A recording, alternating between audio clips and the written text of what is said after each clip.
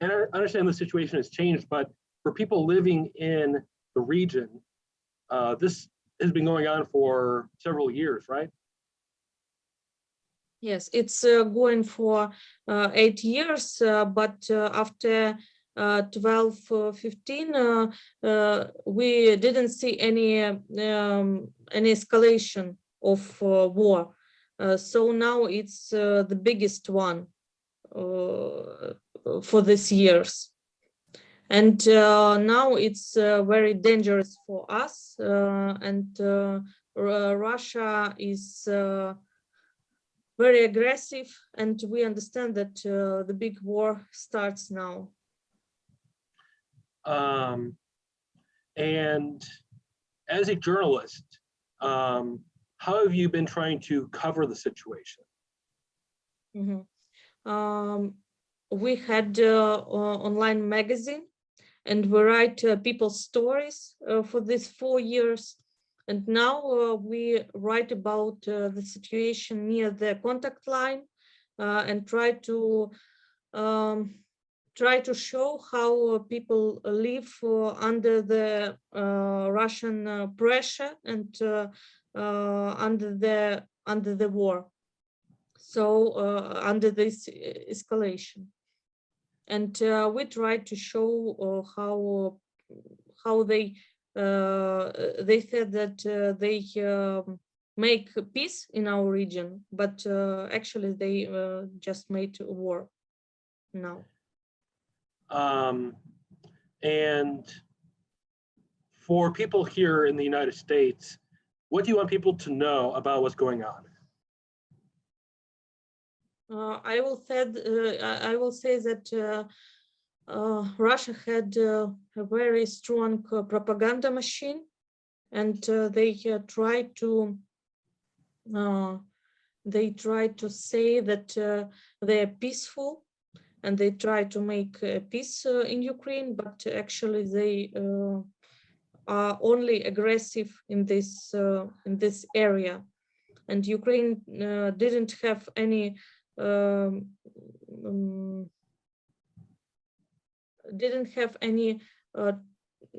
problems with occupied territory before this legalization for Russia.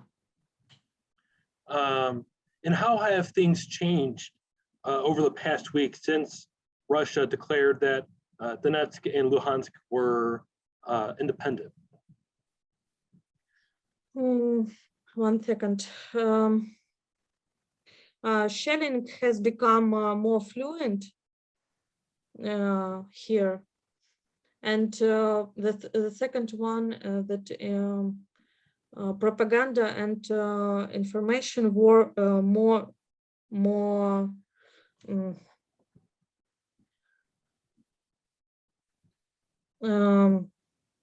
they made more strong propaganda now for disinformate people here and over the world.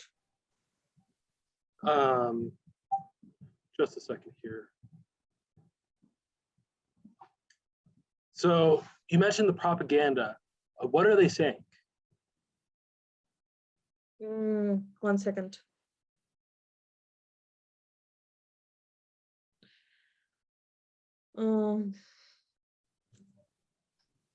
They say they want peace, and they say that Ukraine is going to go on the offense, and they say that we want to attack Donetsk and Luhansk and make a genocide, but it's all a lie.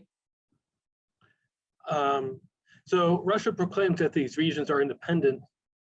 Before 8 years ago, was there a strong movement to make these places independent? No, they didn't want to legalize these territories, and they wanted to make this painful dot on our map, in Ukrainian map. So to make just a conflict zone, and now they try 1 second. Uh,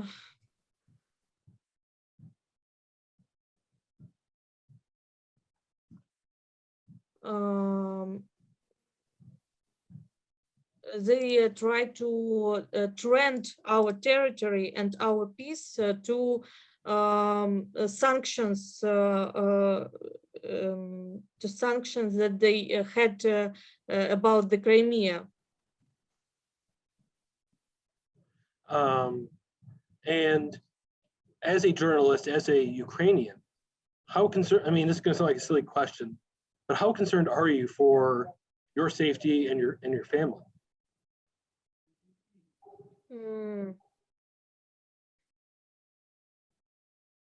1 second. I just a little bit nervous because we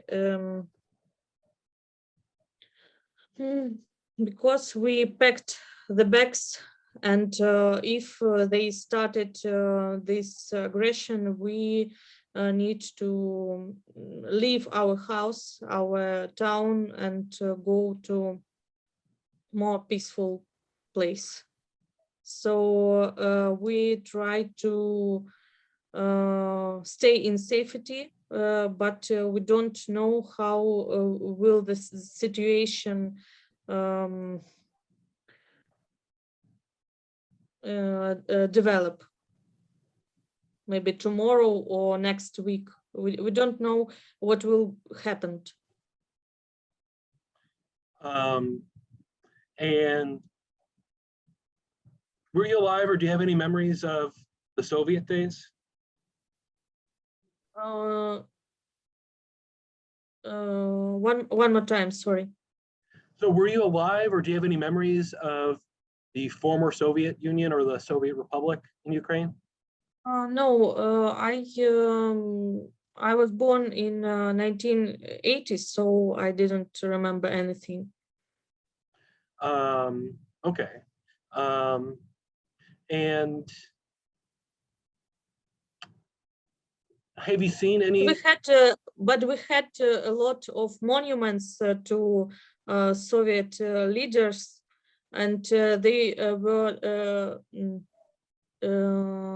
destroyed during the decommunization. And now we try to leave this episode in our history in the past. So we don't want to live like we lived in how to say, 1 second.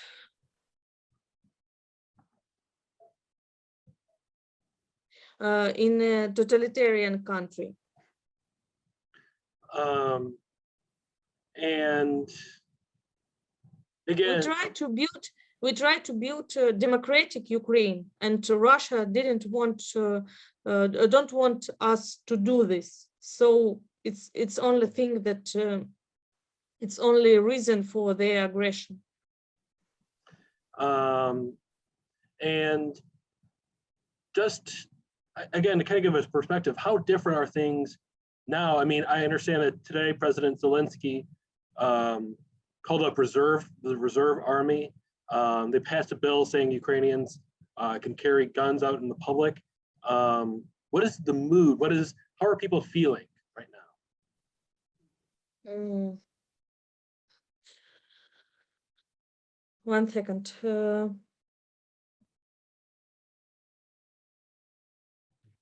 We feel anxious, and we feel that the world doesn't ensure the security of Ukraine, and that we can only rely on our armed forces. Are you worried? So, are you concerned that not enough is being done in the West by the United States, by Germany and France and NATO, that not enough is being done to protect Ukraine, protect Ukrainians? 1 second.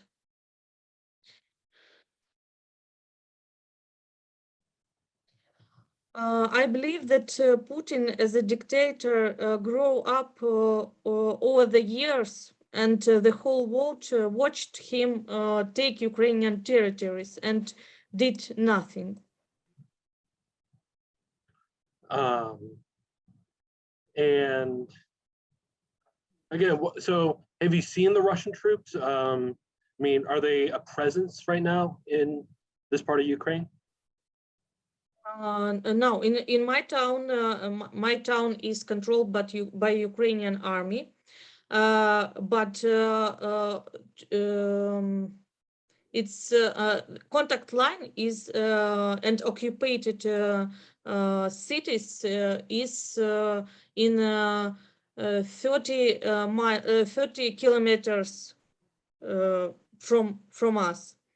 So I didn't see the Russian troops, but I saw them in 2013 when our city was occupied by terrorists. So they were with Russian flags, and they wanted us to be in Russia. And how important is it for yourself to continue covering, really on the ground in Ukraine, in this region? How important is it that you guys continue the work that you're doing? It's difficult to continue because of dangerous for journalists, and we can stay here if they occupy our free Ukrainian cities. We have to leave, and it's really difficult, and we need support as every people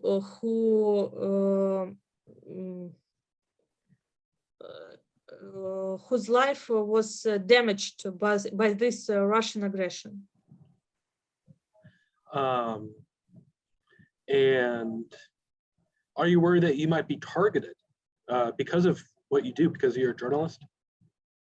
Yes, they said that they had lists of people who were public and had Ukrainian view to our territories. So they had lists. We can't stay here. And for yourself and your family, have you already made plans as to where you would go? It's dangerous for me to say about my plans, but I want to say that whole world needs to have a plan, because everyone is in danger. Everyone is in danger because he wouldn't stop. Europe is in danger because he's very aggressive, and he wanted to control more territories. And are you also concerned about some of the bigger cities in Ukraine away from the region, Lviv or Kiev? United States said that Kiev is in dangerous because it's near Belarus, and they had forces there. So we think that it's dangerous to be in Kiev as well now. And we know that United States sent emails to United States citizens to leave Kiev immediately. So we think that it's dangerous to be there. And you kind of touched on this already, but why do you think Putin is doing all this now? Because he need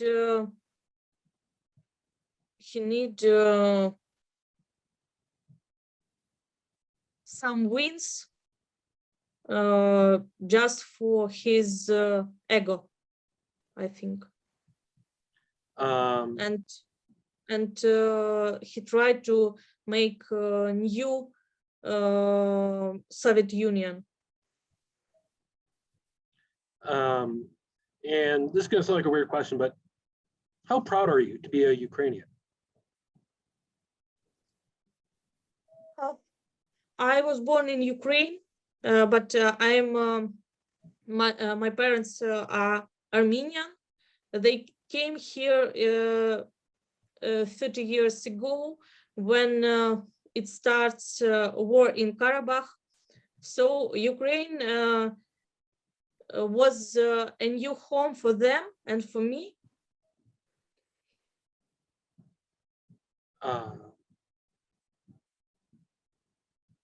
And we don't want to lose it.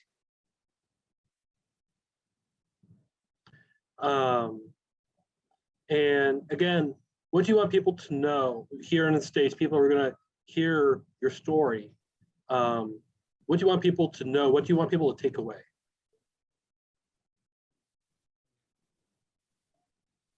They need to know that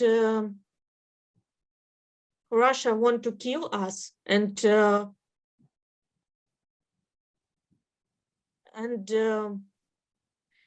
if the whole world will not protect us, they will need to protect themselves.